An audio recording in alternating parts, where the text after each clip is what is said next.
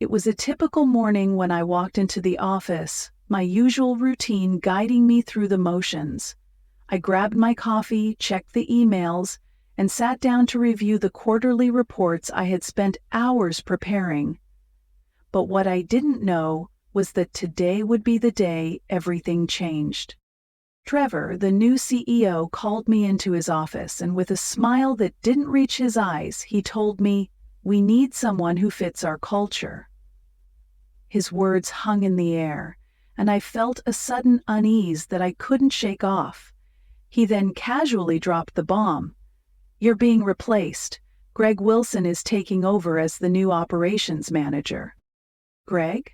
My replacement? He had no experience in manufacturing, no management background. He was simply a golf buddy of Trevor's, a man with no qualifications, no understanding of the industry, and absolutely no idea about the company I had poured my soul into for the last decade. But it wasn't just about replacing me, it was much deeper than that. Trevor assured me it wasn't personal. "This is about taking the company in a new direction," he said. But as I stood there, holding the quarterly report that showed record efficiency and client retention, I couldn't help but wonder, was this really about change, or was it something else entirely? And so began my journey to expose the truth behind my termination. It wasn't just a new direction, it was a betrayal. My name is Emily Grant, and for the past 10 years, I've been the operations manager at Riverside Woodworks, a company I had seen transform from a small, struggling manufacturer into one of the leading providers of sustainable timber in the Pacific Northwest. When I first joined, we were a mess. High waste percentages, late deliveries, and inefficiencies across the board. But I saw potential. I had just finished my MBA, and I was determined to make a real difference. I worked my way up, starting as a process analyst, slowly taking on more responsibilities as I proved my worth. I streamlined our production processes, introduced sustainable forestry practices, and built lasting relationships with clients across the region. By the time I became operations manager, Riverside had gone from barely breaking even to achieving record profits year after year. We weren't just another lumber company, we were a company that cared about the environment and the community. My pride in our work was palpable. It wasn't just a job for me, it was my life. I wasn't just managing a team, I was leading a movement. Every time I saw one of our trees being planted or heard a client praising our commitment to sustainability, I knew we were doing something that mattered. The company wasn't just a place I worked, it was my home. And my team wasn't just my colleagues, they were my family. We celebrated each other's successes, and we supported one another through tough times. Together, we had built something special. And that's why when Trevor Langston walked through the door as our new CEO, I felt a mixture of hope and hesitation. He came with big promises: change, modernity, disruption. But what I didn't know at the time was that his vision wasn't for the company's future, it was for his own. When Trevor Langston was appointed as CEO of Riverside Woodworks, I tried to remain open-minded. After all, he had an impressive resume, having worked at a large competitor and bringing with him a vision of modernization and disruption. At first, it seemed like he genuinely cared about understanding the intricacies of our operations. He scheduled lengthy meetings with department heads, asked thoughtful questions, and even praised the efficiency metrics we had worked so hard to establish. I thought, maybe this was a fresh perspective we needed. Maybe he would help us grow even further. But things started to change quickly. Trevor began implementing new initiatives that didn't seem to make sense for a timber company. He brought in consultants, highly paid corporate types with no background in manufacturing or timber at all. They had grand ideas about corporate culture, branding, and team building, but they didn't understand the first thing about running a lumber mill. Still, I adapted. I worked late to accommodate their buzzwords and vague directives, trying to make them work within our established systems. Then came the renovations. Trevor decided the executive floor needed a complete overhaul, new leather chairs, fresh paint, and a brand new coffee machine, of course. Meanwhile, the critical equipment upgrades I had been requesting for months, equipment that would improve our production speed and reduce waste, were pushed further down the priority list. The timing was suspicious. I started to notice the subtle pattern of prioritizing image over substance. He even instituted mandatory team-building activities, something I hadn't seen in years, that forced workers off the production floor during our busiest periods. These activities, while designed to foster camaraderie, ended up causing more disruption than anything else. It was difficult for me to defend these changes to my team, especially since they were frustrated by the increased disruptions to their work. Still, I kept my head down. I tried to make the best of it, adjusting production schedules, keeping up morale, and focusing on results. But all the while, I couldn't shake the feeling that Trevor was undermining me. My suspicions were confirmed one afternoon when I overheard Trevor speaking with Greg Wilson, the man who would soon replace me. They were laughing over lunch in his office, reviewing documents. My documents. It was clear they had already made their decision long before they told me. In that moment, I realized it wasn't about change. It was about something far more personal to Trevor.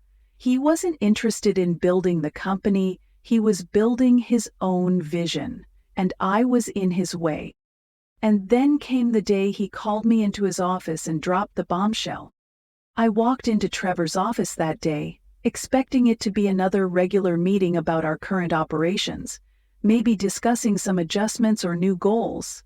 But as soon as I sat down across from him, something felt off. Trevor leaned back in his chair, his usual smile absent, replaced by a strange, almost rehearsed look. "Emily, we've been thinking a lot about the direction of Riverside," Trevor began, his tone smooth, but there was a coldness in his eyes. "We need someone who fits the new culture we're building here." He paused for a moment, clearly savoring the moment, as if waiting for me to react. I nodded slowly, but my stomach twisted in knots. I had been with this company for over a decade. I had built this culture. "What do you mean by that?" I asked, trying to maintain my composure. Trevor straightened up in his chair, as if preparing to deliver some kind of revelation. "We've decided to bring in someone who can really take us in a new direction," he said. "Greg Wilson will be replacing you as operations manager. We feel that he's a better fit for the future of Riverside." Greg Wilson? The name barely registered in my mind at first, then it hit me. Greg was Trevor's golf buddy, a man with absolutely no experience in manufacturing, no leadership background, and to my knowledge, no understanding of how our operations even worked. He was the last person I would have ever imagined taking my place. "Wait a second," I said, my voice trembling despite my best efforts to stay calm. "You're telling me that after all these years, all the work I've put in, you're replacing me with someone who knows nothing about the industry?" Trevor's smile tightened, his eyes shifting as if he was trying to reassure me.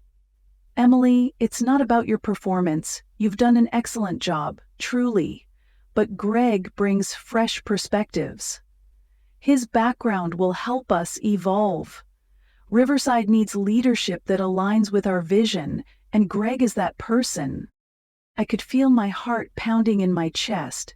I wanted to scream, to throw something across the room, but I held it together. "So, what does this mean for me? When do you want me to leave?" Trevor's smile returned, though it didn't make me feel any better. "We'll need a 2-week transition period. Greg starts today and will shadow you for the next couple of weeks. We've already prepared a generous severance package for you, and we'll make sure your health insurance continues. I want this transition to be as smooth as possible." I couldn't believe what I was hearing. This wasn't just a job change, it was a complete betrayal. My entire career, everything I had worked for, was being taken away from me in an instant. Trevor had made up his mind long before this meeting. He had already decided who would replace me and probably had everything in place before even telling me. My heart sank as I realized there was no real opportunity to fight for my position. "Of course," I said through gritted teeth, my voice steady but my insides churning. "I'll make sure the transition goes smoothly." Trevor stood up, signaling that our meeting was over. "I'm glad you understand, Emily. Let's keep things positive with the team. I've already announced that you're pursuing new opportunities. It's all about the future now." New opportunities? The nerve of him. It was clear that he had already decided how he wanted to frame this, as if I were some kind of quitter, leaving on my own accord. But I wasn't the one who had chosen to walk away. It was Trevor who had pushed me out. As I left his office, I felt a mix of anger, humiliation, and disbelief. This wasn't just a business decision, it was personal. Trevor had set everything in motion long before telling me, and now I was the one left holding the pieces. Back at my desk, I found an email from Diane in HR with my severance details and a confidentiality agreement. I stared at the screen, my hands shaking as I clicked through the documents. There was no mention of why I was being replaced. No acknowledgement of the years of dedication I had given to Riverside. It was as if I had never existed in the company's history at all. And then, just as I was about to close the email, a message popped up from Thomas, my assistant. "What's going on? Trevor just introduced some guy named Greg as the new operations manager. He said you're leaving. Is this true?" I didn't know how to respond at first. How could I explain what had just happened? It felt like the floor had been ripped out from under me. But then, before I could gather my thoughts, I saw him, Greg.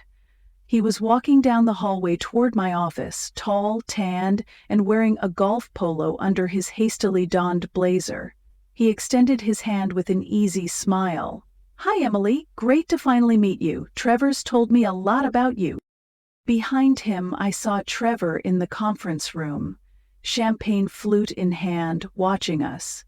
He raised it slightly in my direction, giving me a brief, almost mocking wave, before turning to laugh at something the VP of Sales had said. I forced a smile and shook Greg's hand. "I'm sure he has," I replied, though every word tasted bitter in my mouth. As we walked together through the production floor, Greg asked questions that made it clear he had no idea what he was talking about. He didn't even know the difference between pine and cedar, couldn't read our processing charts, and, to my horror, referred to our largest client by the wrong name. That was the moment it hit me. This wasn't just about replacing me. Trevor wasn't just trying to bring in someone fresh. He was dismantling everything I had worked so hard to build. All the improvements, the systems, the relationships. None of it mattered to him. This was personal, and I was going to find out why. As the days passed, it became clearer to me that Greg Wilson wasn't just unqualified for his new role, he was completely out of his depth. Every time I tried to show him something, it was like he was seeing it for the first time. He couldn't even read the production charts correctly, let alone understand the complex systems I had spent years developing. And when I asked him questions about the company's long-term goals or client relationships, he just shrugged or gave vague answers. One morning, I showed him our custom software system, designed to track materials from forest to finished product. It had taken us months to develop, and it was the backbone of our operations. Greg yawned as I explained the intricacies of the system. "Seems unnecessarily complicated," he said with a dismissive wave. At my last company, we just used an Excel spreadsheet for everything." I stared at him for a moment, incredulous. "What company was that?" I asked, genuinely curious. "Ooh, I ran my family's car wash business for a while," he replied casually. "Business is business, right?" A car wash. He was replacing me, someone who had dedicated over a decade to building Riverside into the successful company it was, with a man whose only business experience was running a car wash. I walked away, feeling my blood boil, but I kept my composure. I had to focus on the bigger picture. This wasn't just about Greg's incompetence, it was about something much bigger. Trevor's plan was slowly becoming clearer, and it wasn't good. I started to hear whispers from employees who had worked with Trevor in the past, and the pieces began to fall into place. Trevor had been asking questions about my authority, about how much control I had over key decisions. Some of these questions had seemed innocent at first, but now I realized they were part of a larger strategy. Trevor was slowly cutting me out, bit by bit. And Greg was part of that plan. The tipping point came when I overheard Trevor and Greg talking in the executive lounge late one afternoon. The door was slightly ajar and their conversation was clearly audible. "She's still explaining systems like I'm actually going to use them," Greg chuckled, his tone mocking. "Wait till she finds out we're outsourcing half the operations management to that consulting firm," Trevor responded, his voice cool and confident. "The board doesn't know that part yet. Let's get Clara out the door first, then present the consultancy as a cost-saving measure. Between Greg's salary and the consultants, we're still spending more, but the board only sees the headcount reduction."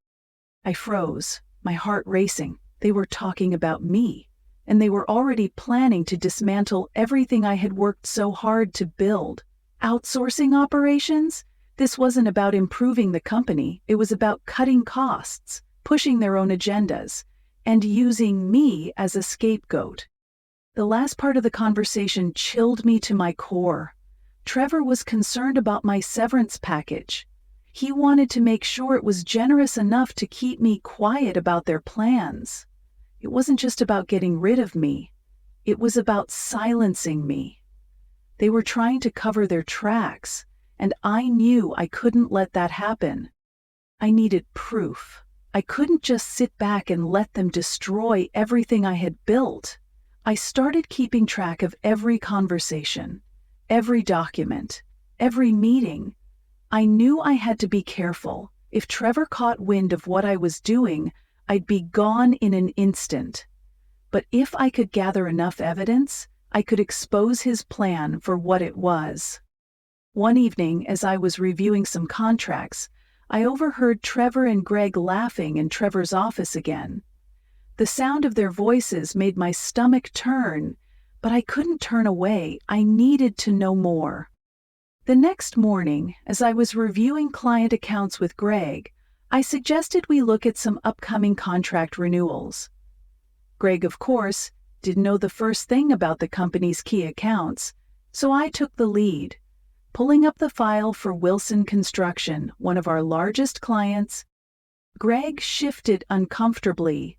"Wilson?" he asked, looking at the screen. "Isn't that Trevor's?" I interrupted him, keeping my voice neutral. "Yes, Wilson Construction. They've been with us for 8 years and account for about 12% of our revenue." Greg was quiet for a moment. "Oh, I think Trevor mentioned something about them. I'm not sure, though." I glanced at him, trying to gauge his reaction. This was a sensitive topic, and I wasn't sure how much he really knew, or how much he was pretending not to know. Later, I casually mentioned the Wilson contract to Janice in accounting while we waited for coffee in the break room. "Hey, have you heard anything about the Wilson renewal? It's up next month." She gave me a quick look, as if she was about to speak, then lowered her voice. "You didn't hear? Trevor's brother-in-law just became their new purchasing director. Trevor took him golfing last weekend. Everything clicked. This wasn't just about Greg. Trevor wasn't just replacing me with someone inexperienced. He was bringing in his own people, giving them preferential treatment, all while trying to undermine the company's integrity. It wasn't just business. It was personal, and I had to stop it before it went any further. I spent the rest of the afternoon in the company archives poring over board meeting minutes and internal documents. I knew I was walking a fine line. If anyone caught me, I could lose everything. But I had no choice. The more I uncovered, the more convinced I became that Trevor's plan wasn't just about restructuring, it was about personal gain, and it was going to hurt the company. I had to act fast. As the days wore on, the weight of what I had discovered kept pressing down on me. Every new piece of information I uncovered only added to the growing sense of urgency. Trevor's plan was unfolding before my eyes, and it wasn't just about replacing me with Greg. It was a full-scale corporate sabotage. He was manipulating the system for his own benefit, lining his pockets, and using the company to further his personal agenda. The breaking point came one evening after I overheard a conversation between Greg and Trevor in the hallway. They were speaking in hushed tones, but I could still hear enough to piece together their intentions. Greg was giddy about the new plans. He was talking about how he couldn't wait to implement the changes after I was gone. My stomach dropped. I had to act, and I had to do it quickly. I reached out to Harold, the former CEO who had mentored me for years. He'd always been protective of Riverside, and he'd seen the corporate world's darker side long before I had. I needed his perspective on what Trevor was doing. When I told him what I'd learned, he was immediately concerned. "Watch your back, Emily," Harold warned. "I've heard rumors about Trevor's actions from old contacts in the industry. He's been asking about your authority, about how much control you have. That's not good, be careful." I felt a chill run through me. I had known things were off with Trevor, but hearing Harold's warning confirmed that this wasn't just a bad decision. It was a calculated move. Trevor had been undermining me for weeks, maybe even longer.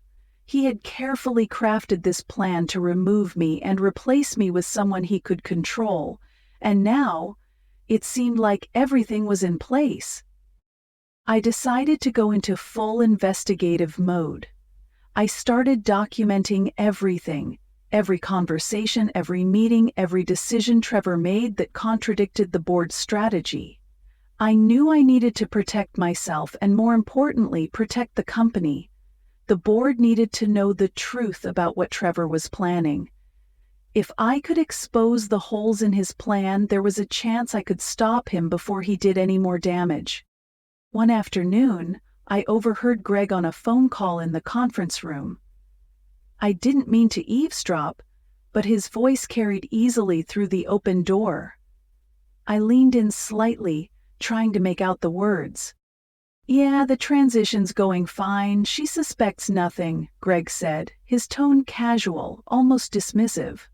"We've got everything ready to go. The outsourcing proposal is ready, and we'll hit the ground running once she's out the door. Don't worry about it.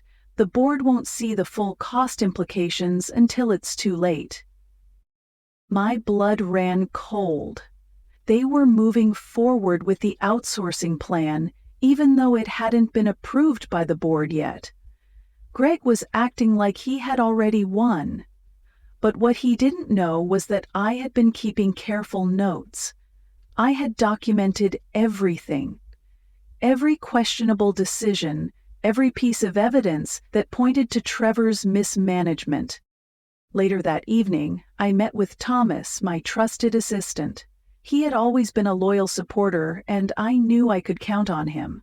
I explained the situation to him in hushed tones, careful not to let anyone overhear. "I need your help," I said, my voice low. "I need access to the shared drive for 1 hour, and I need copies of the consultant proposal Trevor's been developing, the the one for the outsourcing plan. Thomas didn't hesitate. "I'll get it for you," he said, nodding. "You've trained me well. I've been backing up all unusual document requests just in case. You need anything? I've got it." I was stunned. I hadn't realized Thomas had been keeping tabs on Trevor's activities in his own way, but I was grateful for it. He pulled a flash drive from his pocket and handed it to me. "Everything you need is here. Outsourcing details, new pricing structures, the works." As I plugged the flash drive into my laptop, I felt a surge of adrenaline. This was it. I had the proof I needed. I quickly scanned the documents. The outsourcing proposal was worse than I could have imagined. The consultants Trevor wanted to bring in had no experience in timber or sustainability. They were a different breed of corporate consultant, more interested in cutting costs than maintaining the integrity of our business. The projected savings only appeared positive because they had excluded transition costs and potential compliance issues. It was a financial disaster waiting to happen. Most alarming was a clause in the proposal that stated the implementation would begin immediately after my departure, without waiting for board approval. Trevor had already planned to execute these changes behind the board's back, and I had the proof to show it. I closed the document, my heart pounding in my chest. I had everything I needed to expose Trevor, but I wasn't going to stop there. I had to show the board the full extent of his deception, especially when it came to the preferential treatment Trevor was giving to his personal connections. I called Elaine, one of the board members who had worked closely with Harold before his retirement. She had always been direct and no-nonsense, and I knew she'd be the key to bringing Trevor down. When I explained what I had uncovered, she was shocked but determined. "Get me the documentation, Emily," she said firmly. "We'll make sure this gets to the right people." I felt a weight lift off my shoulders. With Elaine's help, I knew the truth would come to light. Trevor and Greg had underestimated me. They thought they could push me out and get away with it, but I wasn't going to let that happen. The game was on. The day of the emergency board meeting arrived, and my heart was pounding in my chest. I had spent the last week gathering evidence, documents, emails, recordings, and it all led to one undeniable truth. Trevor Langston wasn't just mismanaging the company. He was actively undermining it, making decisions that could ruin Riverside's reputation, its sustainability goals, and its financial stability. Elaine had arranged for me to attend the meeting, though I had no official title anymore. The board members trusted me, they knew my commitment to Riverside, and they had to hear what I had uncovered. This was my chance to expose Trevor's manipulation and stop him before he could do any more damage. When I entered the boardroom, I could feel the tension in the air. Trevor sat at the head of the table, his usual confident smile replaced with a tight, nervous expression. Greg sat beside him, trying, unsuccessfully, to act like he belonged. The moment I stepped in, the room fell silent. Trevor glanced at me, his eyes hardening when he saw I was carrying several folders and a flash drive. "What is this?" he asked, trying to keep his voice steady, but I could hear the undertone of irritation. "Evidence," I said flatly, "of the plans you've been hiding from the board." And I didn't waste any time. I slid the flash drive into the laptop and began projecting the files onto the screen. I showed the outsourcing proposal first, full of cost-saving promises that masked the devastating reality of what it would do to Riverside. The consultants Trevor planned to bring in had no background in timber or sustainability practices. Their savings were based on assumptions that ignored transition costs and the potential legal and environmental repercussions. Trevor wants to replace experienced, skilled employees with outsiders who have no understanding of our core business, I said, keeping my voice calm but firm. And not only that, But he's already planned for the implementation of these changes to begin immediately, without waiting for board approval. The board members were shifting in their seats, glancing between Trevor and me. I could tell some were already starting to question his leadership. But I wasn't done yet. I moved to the next file. The preferential treatment Trevor had given to his personal connections, specifically Wilson Construction, the company that had been getting sweetheart deals on contracts thanks to Trevor's brother-in-law. I presented the contract details showing how Wilson was being given below-market pricing, guaranteed supply allocations during shortages, and special payment terms that no other client had ever received. I could see Trevor's face redden as I displayed the document, his eyes darting between the board members, trying to deflect. "This contract," I continued, "is a direct conflict of interest. Trevor has used his position to benefit his family members and personal friends, regardless of how it affects the company's finances or relationships with other clients." The room was tense. Some of the board members exchanged looks, their expressions now turning from confusion to disbelief. Elaine, who had been sitting quietly until now, spoke up.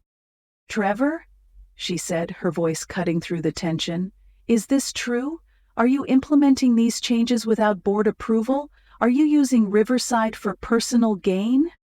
Trevor's face twisted into a scowl. "This is all out of context," he snapped. "Emily is disgruntled because I replaced her. She's selectively sharing information that doesn't reflect the full picture." But his words lacked conviction.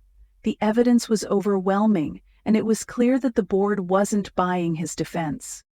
James, the board chair, turned his gaze to Trevor. "We need to address this, and we need to do it privately. I think the committee should discuss this matter without Emily present." I expected that. I knew they needed to deliberate. But as I stood there, waiting for them to make their decision, I couldn't shake the feeling that I had done the right thing. I had fought for Riverside, for the team I had built, and for the values that had made the company great. The minutes seemed to stretch on for hours, but eventually James emerged from the boardroom. He motioned for me to come in. "Clara," he began, his tone softening, "thank you for bringing this to our attention. We've made several decisions today." My heart raced. This was it. "Trevor's employment has been terminated effective immediately," James said, his voice firm but measured. "And Greg Wilson will not be assuming the operations manager role. The outsourcing plan is also rescinded." A wave of relief washed over me. I had done it. I had exposed the truth, and the board had taken action. But there was still more to come. "Clara," James continued, "we want to offer you your position back. We recognize the value you bring to Riverside. Your contributions have been invaluable, and we deeply regret the disruption caused by Trevor's actions." My heart sank a little. As much as I appreciated their offer, I knew the company I had once loved had changed. Trevor's actions had already done enough damage. The trust I had once felt in Riverside was now gone. "I appreciate the offer," I said, my voice steady but resolute. "But I think it's time for me to move on. I'm ready for new challenges. However, I'll stay on for a transition period to help stabilize things and assist in finding a suitable replacement." James nodded, though I could see the disappointment in his eyes. But he understood. We agreed on the terms of a consulting arrangement for the transition, and that was that. As I left the boardroom, I could feel a sense of peace settling over me. Riverside had been my home, and now I was ready to leave on my own terms. Elaine walked me to the elevator afterward, her expression sympathetic but proud. "You did the right thing," she said. "Trevor never stood a chance once the board saw the facts. You've earned your place in this industry, Emily. You'll go far." I smiled, feeling a sense of closure. This chapter was over, and no matter what happened next, I knew I had fought for what was right. In the days that followed, the dust began to settle. Trevor had been removed from his position, and the board had rescinded the outsourcing proposal, as well as the preferential contracts with Wilson Construction. The company was slowly starting to return to its original purpose, focused on sustainability, growth, and integrity. But despite the victory, something inside me felt different. Riverside had been my home, but it no longer felt like the same place. Trevor's actions had irreparably shifted the company's foundation, and I knew in my heart it was time to move on. I spent my remaining weeks at Riverside helping with the transition, focusing on stabilizing operations and assisting the board in finding a new leader. My colleagues, the ones I had worked with for so many years, came to me privately, expressing their relief that Trevor was gone. They were just as disillusioned as I was. My assistant, Thomas, who had been there for me through everything, continued to support me in every step of the process. I couldn't have asked for a more loyal ally. As the transition period came to a close, the board officially offered me my old position back. They even offered me a salary increase and more decision-making power, acknowledging my years of service and the invaluable contributions I had made to Riverside's success. But I had made up my mind. I appreciate the offer, truly, I told James, the board chair. But after everything that's happened, I think it's time for me to explore new opportunities. James looked disappointed but understood. I had fought for Riverside and I had made my mark. But staying would mean accepting a company that had been forever changed by Trevor's manipulations. I wasn't sure I could go back to the same place after everything that had happened. A few days later, I received an offer from a sustainable building materials manufacturer. The position would involve overseeing their expansion into engineered timber products, and it was exactly the kind of challenge I had been looking for. It was an opportunity to grow, to lead again, but in a new environment, one where integrity and sustainability were valued as much as performance. I didn't look back as I packed up my things from my Riverside office. I felt a sense of liberation. Riverside had been my family, but now it was time to start a new chapter, a chapter where I could once again build something meaningful. Riverside Woodworks continued on, with new leadership and renewed focus on its original mission. I still consult with them occasionally, but I no longer felt the need to be there every day. I had proven that I could rise above the betrayal and make the right choices for my future. I learned a valuable lesson through all of this. Sometimes, the most powerful statement you can make isn't what you say when you're shown the door, but what you do after you walk through it. Looking back, I realize how much I've grown through this journey. The betrayal, the uncertainty, and the challenge of standing up for what I believed in. It wasn't easy, but it was necessary, and it was worth it. If you're facing a situation like this, where you feel your hard work and integrity are being undermined, my advice is simple. Don't stay silent. Fight for what you've built, but also know when it's time to walk away. Sometimes, the hardest part isn't confronting the betrayal. It's knowing when to let go and move forward. I know it's easier said than done, trust me, I've been there. But remember, your value isn't defined by a job or a title. It's defined by the integrity you bring to everything you do.